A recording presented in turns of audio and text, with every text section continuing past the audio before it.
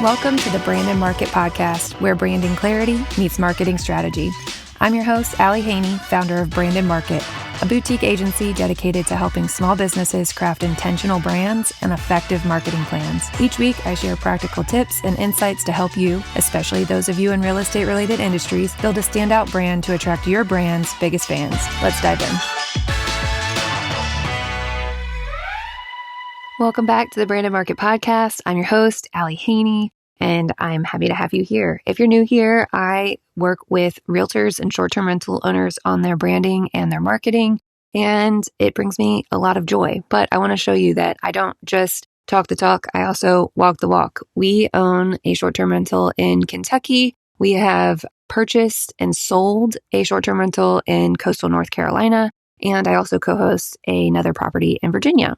So I came to this realization that my experience as an Airbnb host or short-term rental host, it was never the first plan. It was never plan A. So I want to kind of walk you guys through today a little bit of a story. We're going to have story time today about how our first Airbnb, which was the one in coastal North Carolina, came to be. Like I said, we never intended the house in North Carolina to be an Airbnb. We purchased that house in 2015.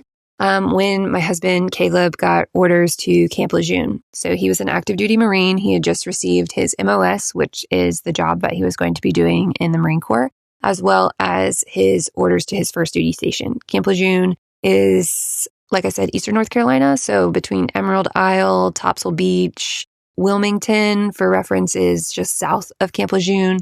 So we were right there by the beach, which was super nice. When we initially went down to look at houses, we were trying to determine whether we wanted to be north of base, south of base. We didn't really know much about the area, but we did know that his brother was currently living there, and he had just purchased a house in a little town called Sneads Ferry. So while we did look north of base in like Hubert and Swansboro, we were really thinking that we wanted to be in Sneads Ferry near his brother and our sister-in-law. So we started looking in Sneads Ferry. We narrowed it down to 2 homes that we were going to buy, one of which we were going to buy as our starter home. And when we finally chose the one that we chose, it was so cute. I love that house. I still have a soft spot in my heart for that house. Like I mentioned, we sold it, but it was just the perfect starter home for us. It was 3-bed, 2.5 bath, about 2,000 square feet. Had a bonus room above the garage. It was a 2-car garage on like 0.4-ish acres in a community called Escoba Bay. It was at the end of a cul-de-sac, but still sort of like near the front of the subdivision, but removed from like the main traffic area. So it was really quiet back there. No one ever came on our cul-de-sac except for the people that lived there. And it was just a really quaint home that we put a lot of work into. As soon as we purchased the house, we painted all the walls, all the colors that we wanted. I asked my dad to come down and like whitewash the brick on the fireplace. It had hardwood floors. We eventually redid the bonus room above the garage to be my studio/office. So we put beautiful like dark wood LVP, painted it all white. So it had nice like reflective properties for photography, because at the time that was what my business was a photography business. It was just a great house. And it was a half mile from the Intercoastal Waterway. So we could, when I went on my daily runs or walks with the dog, we got to like let him go and play in the water in the Intercoastal Waterway. So it was just a really great house that we loved and cherished. When we got orders the second time in 2018, I was 36 weeks pregnant. We got the orders in the summer of 2018, but didn't move until, I believe, September 2018.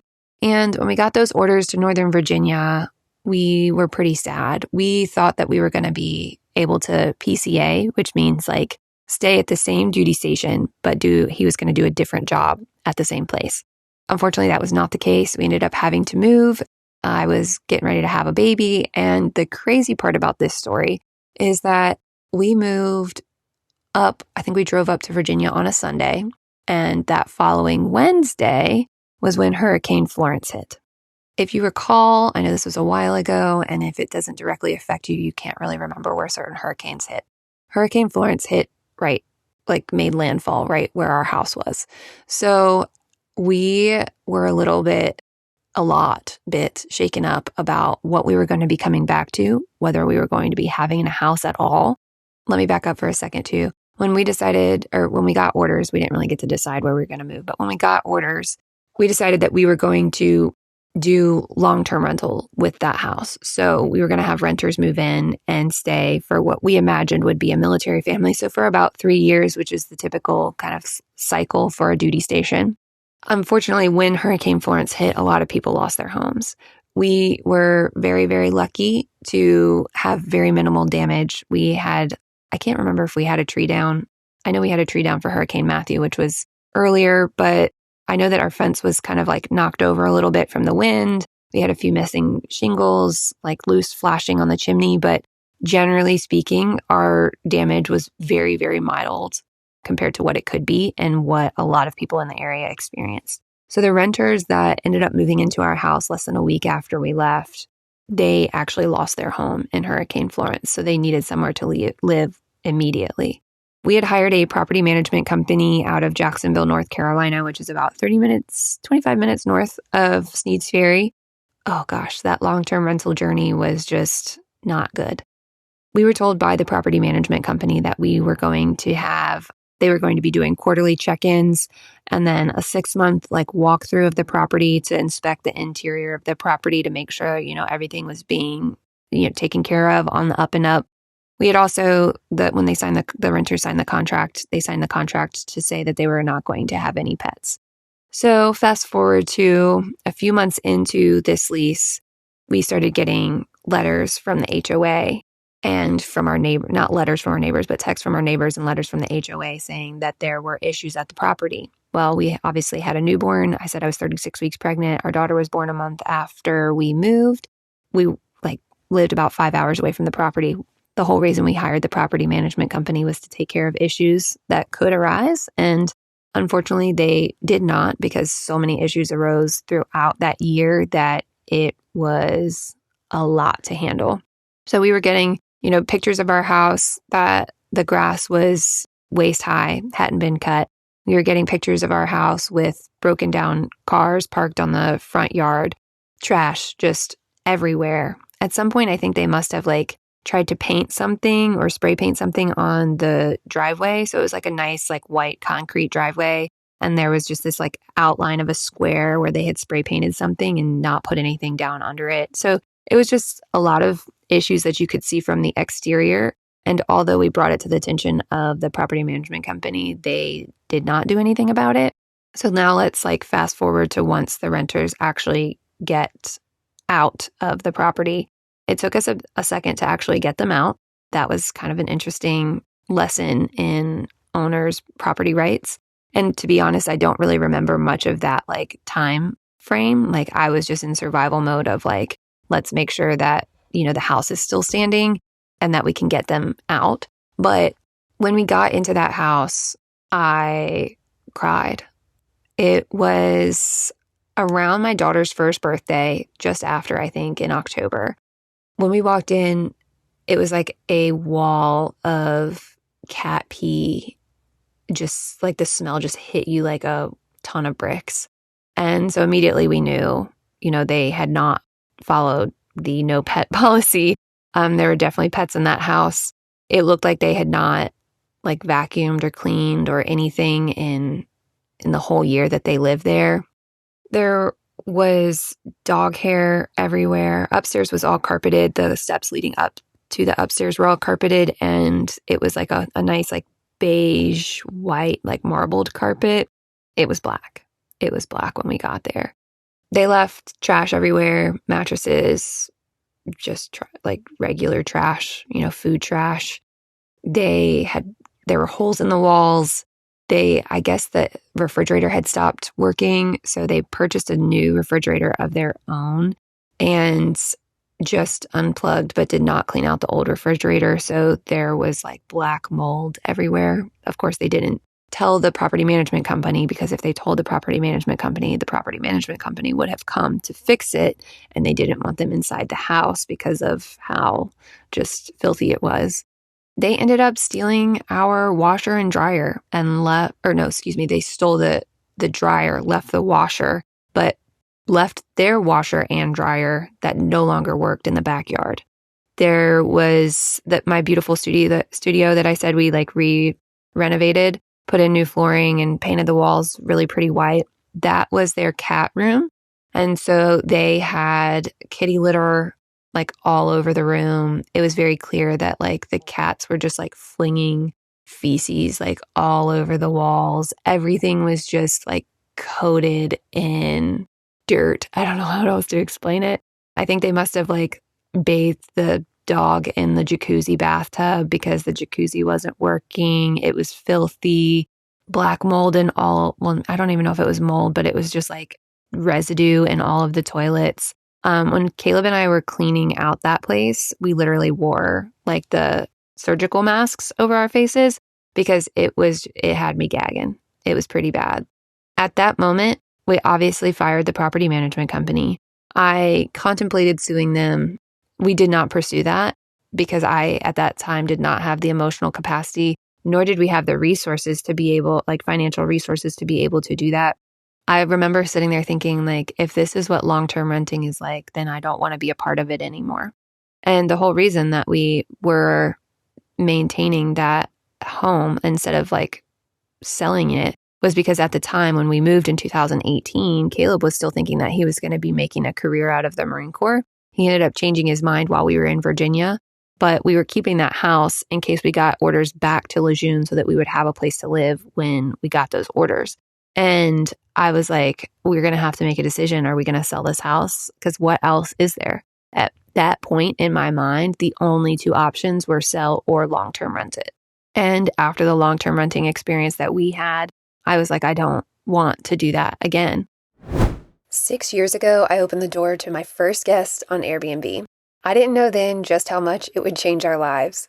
Since then, I've hosted hundreds of guests, welcomed people from all over the world across multiple states, and maintained Superhost status every single quarter. But more than the 5-star reviews, it's what this extra income has allowed us to do.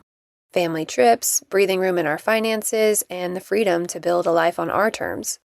Hosting on Airbnb has created a steady revenue stream that fits into our schedule and our lives. Whether it's a single-family home, a guest house that you rarely use, or even a room in your home, Airbnb helps you turn that space into opportunity. If you've been thinking about entering the world of Airbnbs or short-term rentals, I would love to chat. My DMs are always open, but if you're ready to host, you can use my link to get started.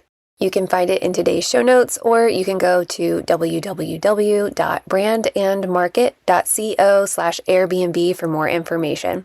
Happy hosting! So I thought on it for a little bit, and then we decided to convert it into a short-term rental or an Airbnb. That meant that we had a lot of work to do in terms of the damage that was done while those long-term renters were there.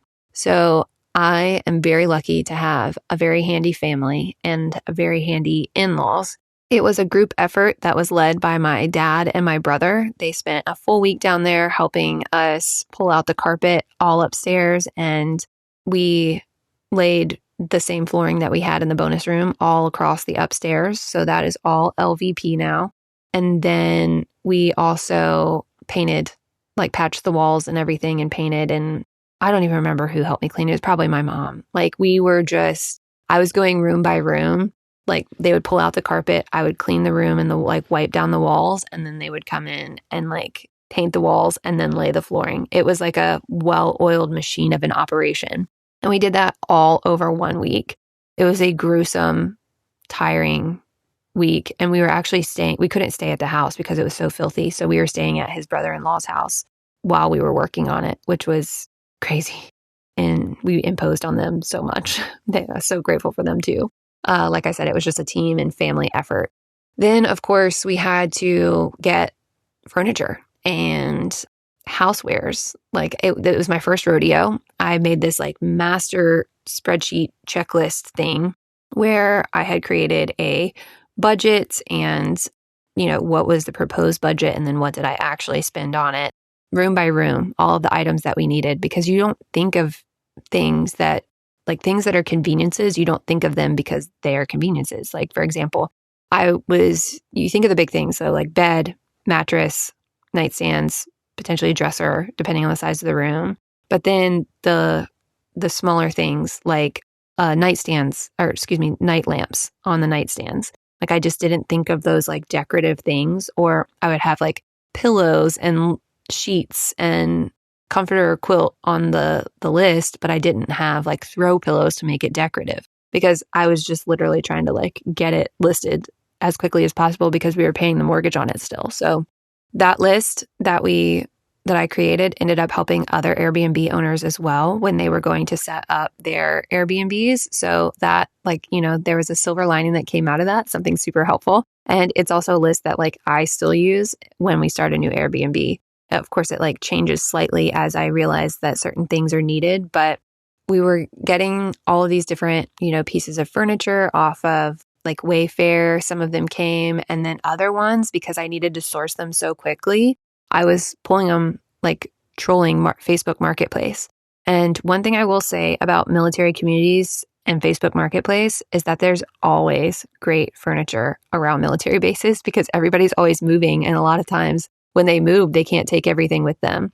So I mentioned like even on top of like the furniture and stuff, the kitchenwares, pots and pans, stuff like that, we also needed a refrigerator and a washer and dryer because ours had gotten either broken or stolen. I was like looking on Facebook Marketplace for a washer and dryer and found like this amazing deal for this brand new washer and dryer for like $400 because I don't even remember what the circumstances were, but they couldn't take it with them. So I was just, cruising through trying to find things that would fit into the space. Oh, the decor. Decor was hard for me. Like I said, I forgot about the throw pillows and small things like night lamps. So when we were going through and finding things for the walls, I was like, what can I do for like a cheaper price? And then of course, like a light bulb went off. I ended up putting my own photography in the Airbnb, and people were able to purchase the photography or the canvas that it was on, the frame that it was in, if they wanted to. To be honest, I never sold a piece of artwork, but I was very proud of that idea that it was decorated with my own photography from the local area. So it kind of like set the vibe that, it was a locally owned Airbnb kind of thing. That was really nice. And then that brings us kind of to the next chapter of the story when we actually went live on Airbnb. And we went live on Airbnb in November of 2019.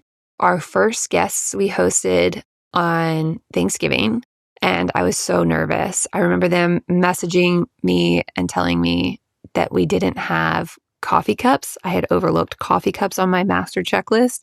And so they were so kind, like I don't know if it was on Thanksgiving Day or the day before Thanksgiving, they went to Dollar General and bought coffee cups for the house. And I ended up they like left the coffee cups for us to like stock the house, and I sent them money on Airbnb. But it was just so funny, all of the stories that we have from that house. One of the very first guests, she messaged me and asked if I had ever felt a presence in the house before.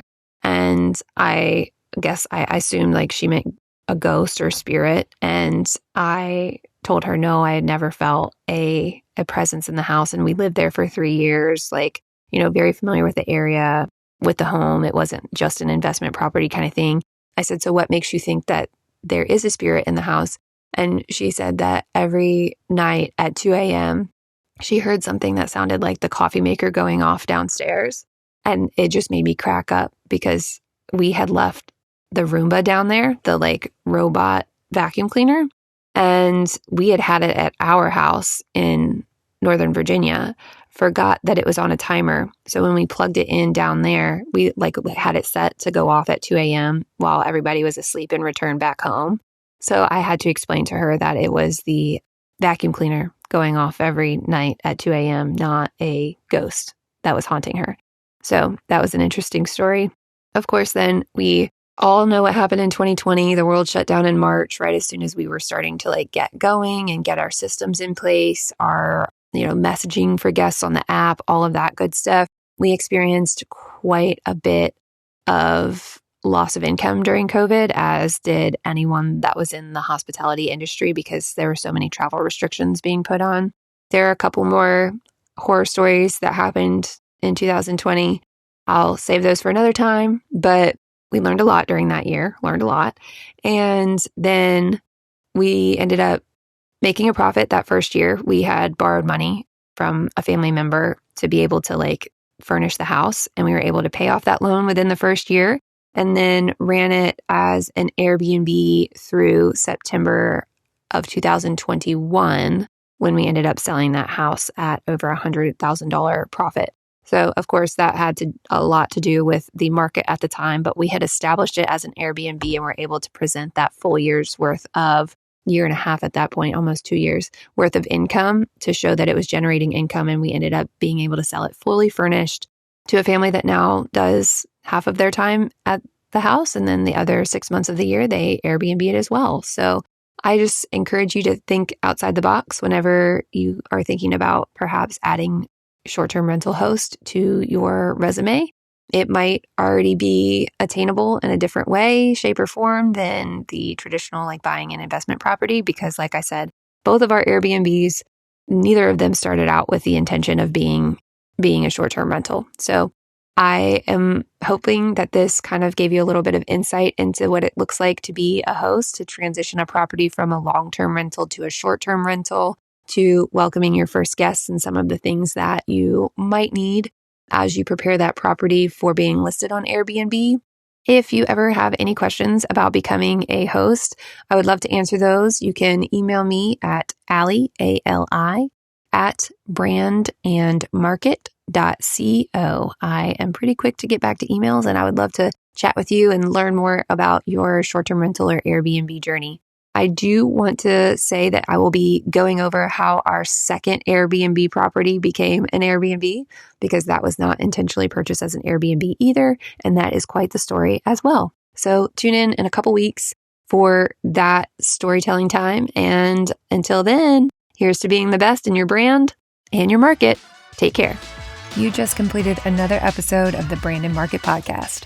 If you found this helpful, please rate, review, and subscribe to help others find this show and so that you never miss an episode. Don't forget to take a look at the show notes for all the resources mentioned today. See you next Wednesday, and as always, I'm here cheering you on as you build your dream brand and business.